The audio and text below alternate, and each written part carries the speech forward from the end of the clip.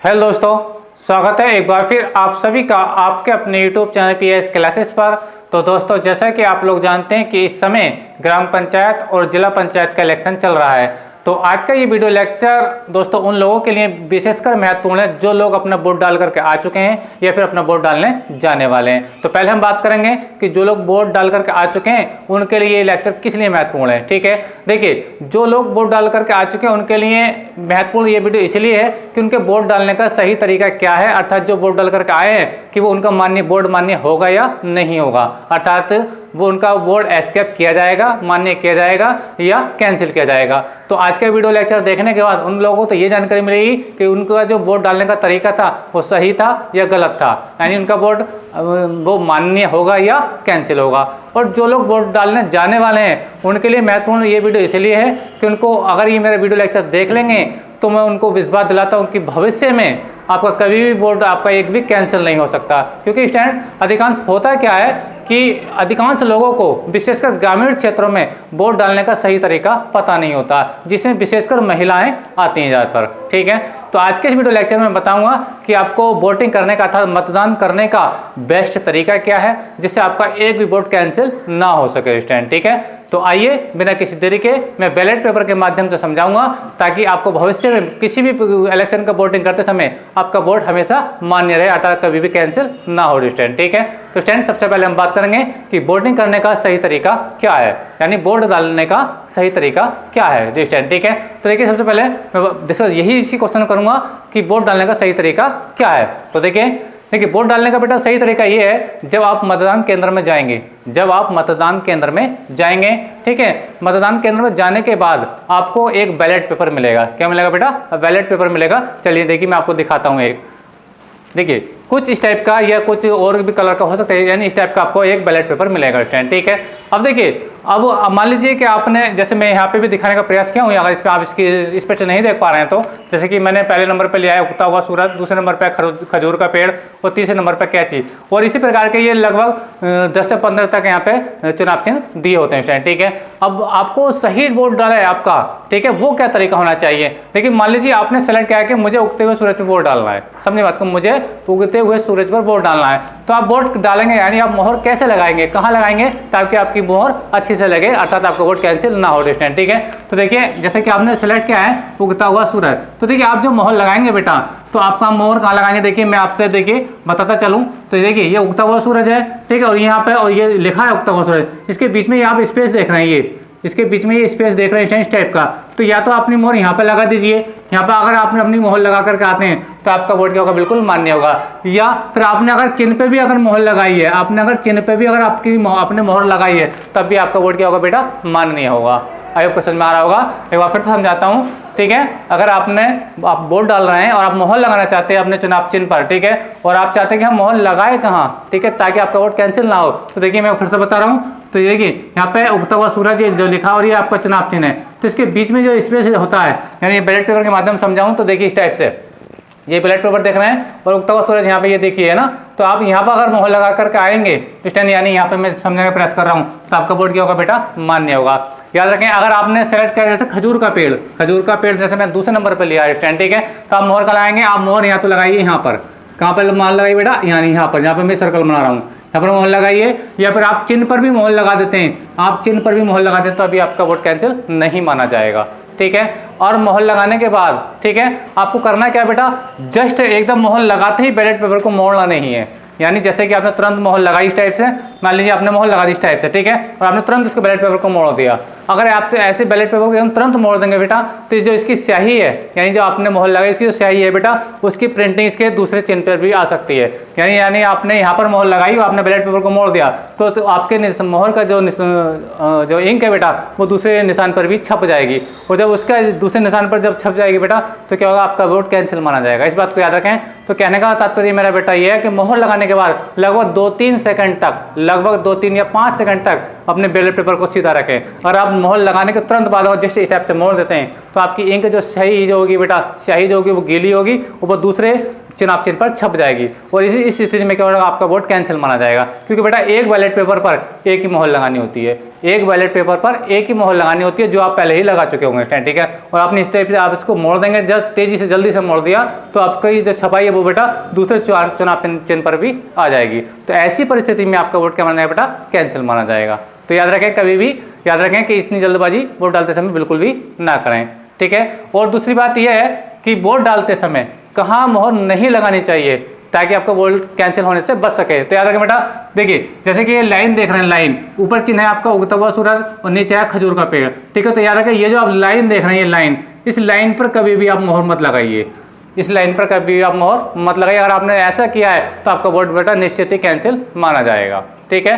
यानी ये जो लाइन आप देख रहे हैं, इन लाइन पर कभी भी मोहर बिल्कुल मत लगाइए। अगर आपने इन मोहर पर लाइन पर आपने मोहर लगाई है तो आपका वोट निश्चित ही वोट कैंसिल माना जाएगा, ठीक है।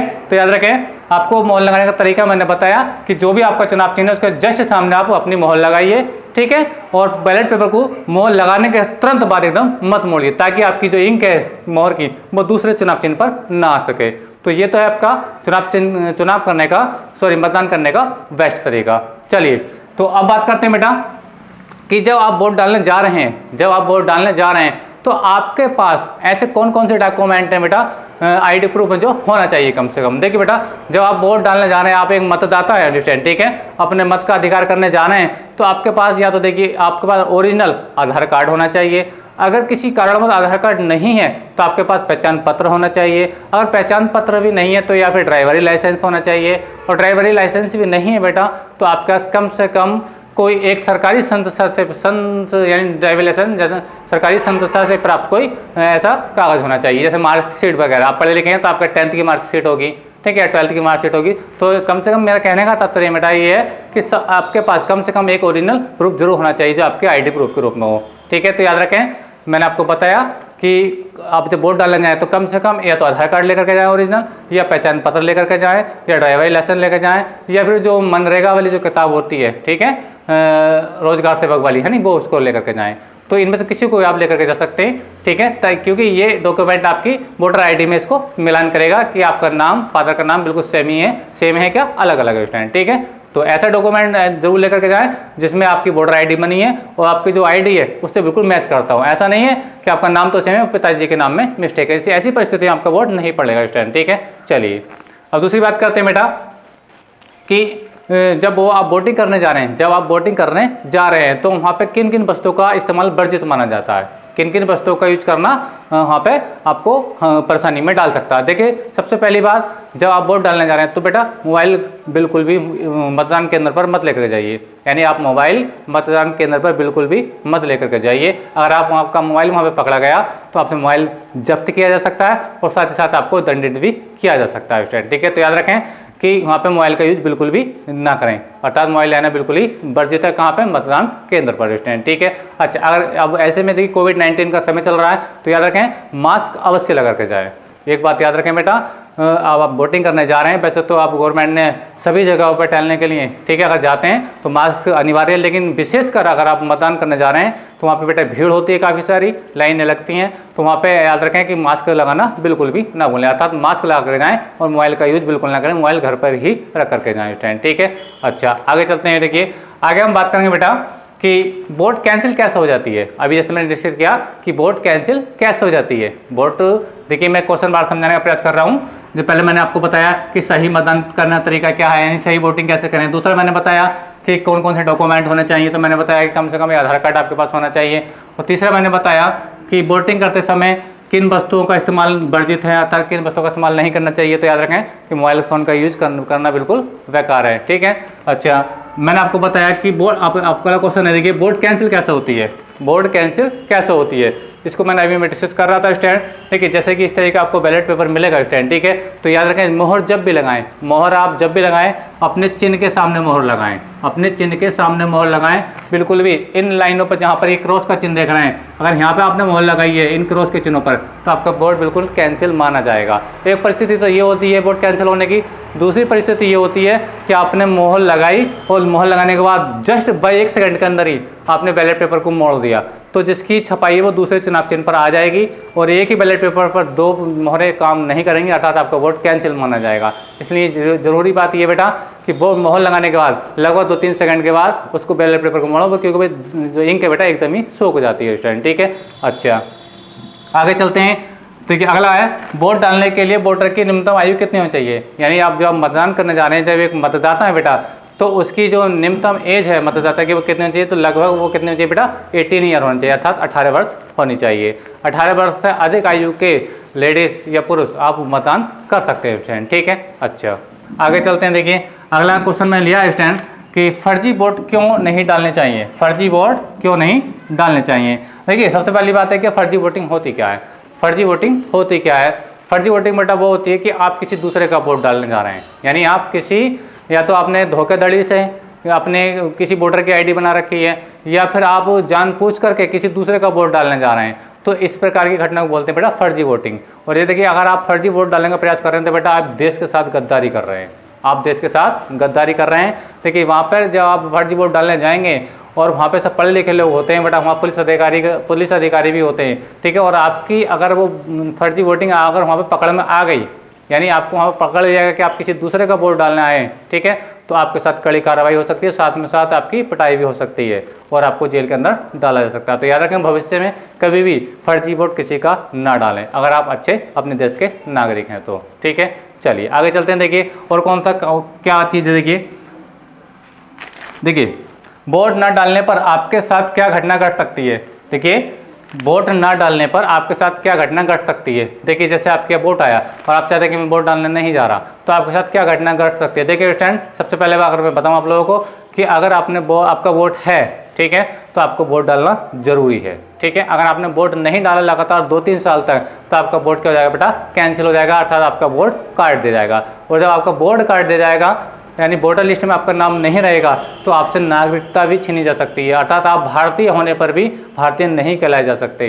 याद रखें वोट अवश्य डालें, अपना मतदान अवश्य करें। अगर आप वोट नहीं डालते हैं तो याद रखना आपकी नागरिकता, ठीक है, छीनी जा सकती है, यानी आप एक इंडियन होते हुए भी इंडियन कहलाने के योग्य नहीं है स्टूडेंट, ठीक है। तो याद रखें सब काम छोड़ करके मतदान वाले दिन अपना सबसे पहला काम वोट अवश्य डालने जाएं स्टूडेंट, ठीक है। तो ये गलती कभी ना करें स्टूडेंट, ठीक है।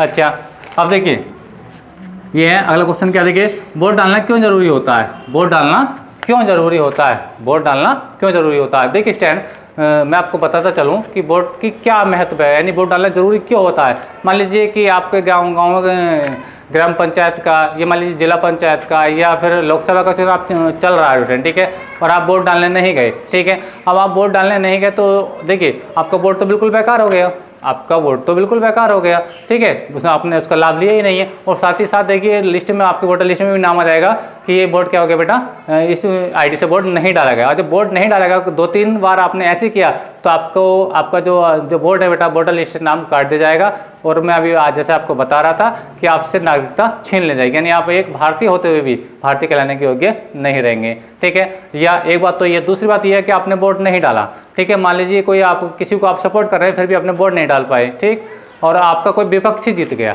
कोई विपक्षी एक वोट से जीत गया, ठीक है, तो आपको कितना अफसोस होगा, आपको बहुत ज़्यादा बेहद ही ज़्यादा अफसोस होगा, काश मैं एक वोट डाल पाता तो मेरा कैंडिडेट जीत जाता स्टूडेंट, ठीक है। तो अगर कोई गलत लोग जीतते हैं इलेक्शन, अगर गलत लोग जीतते हैं स्टूडेंट, ठीक है, तो उन लोगों का भी दोष होता है जो लोग वोट नहीं डालते हैं।